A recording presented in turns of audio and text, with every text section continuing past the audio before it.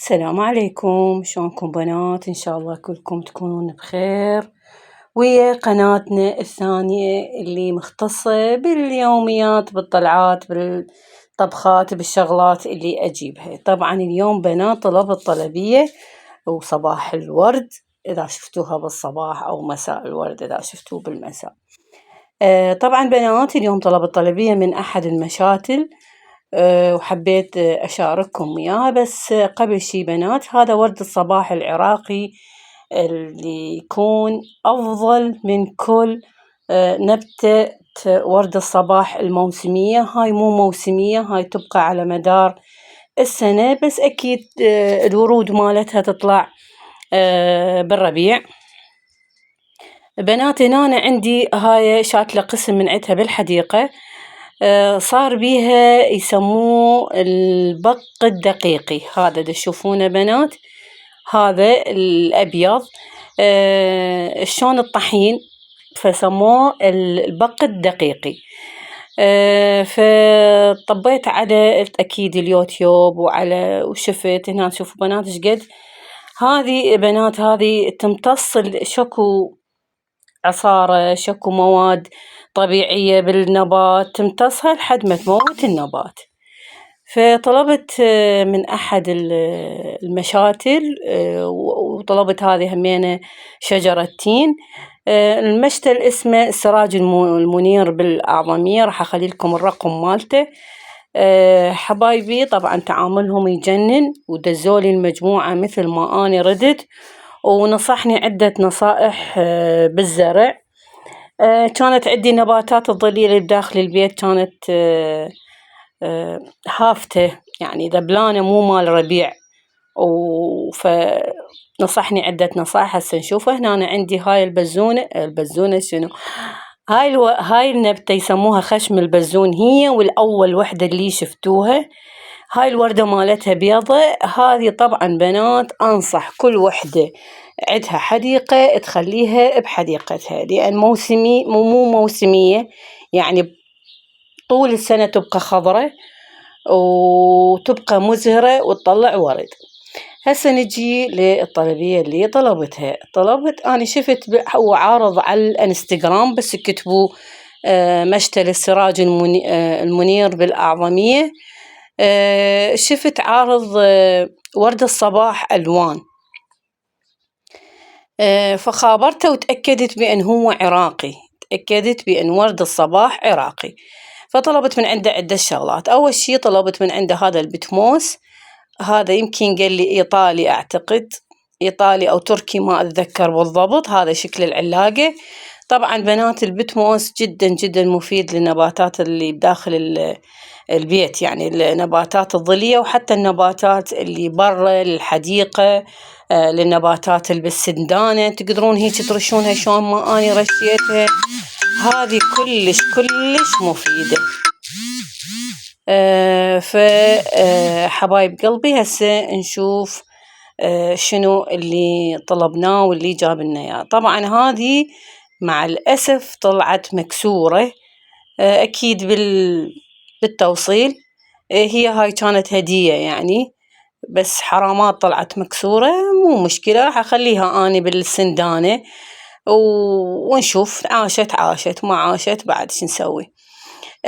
هذه بنات اسمها عصاموسة، كل احنا نعرفها. وهذه بنات لازم تكون اللي تخلونه بيها على شكل شفاف، شيشة، يعني شلون احنا نقول دورق أو سندانة شفافة، قزاز، المهم تكون شفافة. عندنا هذا ورد الصباح طبعا بنات 12 قطعة، 12 قطعة ب10,000. فأنا جبت 6 قطع عدة ألوان تشوفون حبايبي، وأكدت بأن هو لازم يكون عراقي، لأن ذاك الورد الصباح اللي تلقونه الوحدة على 500 والوحدة على 1000 هذا موسمي. وهسه خصوصا يعني هسه يعني موجود بأكثر المشاتل. الموسمي بنات شهرين 3 أشهر ويخرب. هذا لا، ورد الصباح العراقي يبقى على طول السنة، وخصوصا بالربيع راح يزهر أكثر. تشوفون بنات الألوان مالته تجنن، الأبيض والوردي والأحمر والبرتقالي. وهاي الوردة إلكم يا ورود، بس راح أزرعها ونشوف تطلع أو لا. تشوفون حبايب قلبي عدة ألوان. يعني أنا الصراحة من دخلت على البيج مالتهم بالإنستغرام تفاجأت بالألوان الهواية. الورد الصباح ألوان كلش هواية، فدز لي هذه المجموعة اللي كلها مشكلة بعدة ألوان: الأصفر، البرتقالي، الأبيض، الأحمر، الوردي، الموشح وردي وأبيض، أحمر وأبيض. فكلش عجبتني هاي المجموعة. وراح أقطع من عدها وأكاثرها بسنادين ثانية إن شاء الله. 6 قطع أنا أخذت ب5000. بنات الصراحة ردت أتأكد بأن هو يعني نفس الاتفاق، ورد الصباح العراقي. طلعت يعني ما شاء الله كلهن عراقي. بنات هذا مبيد حشري، مبيد حشري. هذا راح أستخدمه لهذه اللي شفتوها بالبداية اللي اسمها البق اللي شفتوها بالبداية الدقيقي، البق الدقيقي. يعني هذه اللي الحشرة اللي تصير لونها أبيض ومن تفركوها بديكم تصير عبالك مثل الطحين. راح أرش الحديقة كلها بيها. وحسب ما قال لي تاخذين ب5 لترات 2 أو 3 ملم. أتأكد من الرسالة اللي دز لي إياها. وهنا عندنا هذا سماد اللي دز لي إياه. هذا شلون كان الماش، أنا أول مرة عبالي ماش.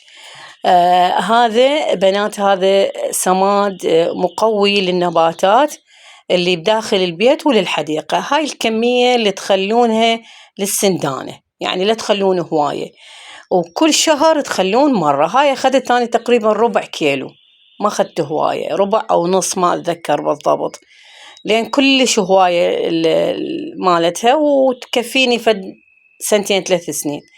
وهذا الجزء الثاني مال العصا موسى حرامات يعني. راح أخليهن بالسندانة ونشوف.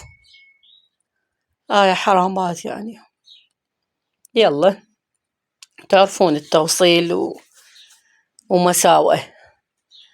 هنا شوفوا، بس هو حسب ما اتفقت دزلياهن يعني للأمانة نفسهن بالضبط.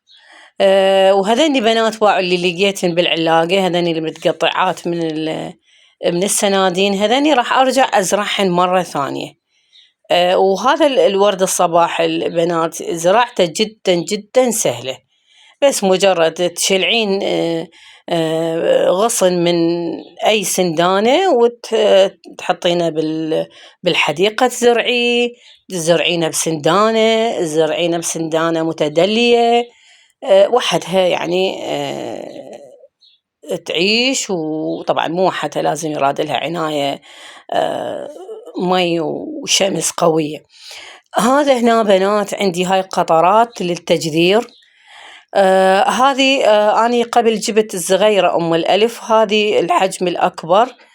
هاي بنات إذا تردون تجذرون البلاب أو عصا موسى تقدرون تخلون فد قطرتين 3 قطرات 4 حسب اللي أنتم يعني إيش قد حاطين نباتات مجذريها، راح تقوي الجذور وتخليها تجذر بسرعة. وهذا بنات البتموس، يعني أنصح كل وحدة عندها زرع تجيبه وتزرع بيه أولا، وثانيا إذا عندها سنادين قديمة يعني موجودة بالبيت تخلي عليه هذا على وجه التربة وتسقيه مي حتى تمتص المواد أو الغذاء اللي بداخل البتموس. وهاي طريقة زرع ورد الصباح باعوا بنات، وتغرسينها بالتربة راح إن شاء الله تنجح. طبعا طلبت طلبية ثانية من بيج ثاني، إن شاء الله إذا أجتي نفس الشي راح أشوفكم إياها، وإذا ما جتي نفس الشي ما راح أشوفكم إياها. هنا بنات طبعا إن شاء الله عجبكم هذا الفيديو والشرح البسيط للنباتات. وأني حبايب قلبي من أشد المحبين للنباتات الظلية وللحديقة. ولهنا أقولكم مع السلامة، ولا تنسون اللايك والاشتراك بهاي القناة. وأنا صحيح مقصرة بيها، بس ما يخالف، أدري بيكم أنتم قدها وراح تخلون لايكات، وهاي راح نزرعها والله كريم. يلا حبايب قلبي، مع السلامة.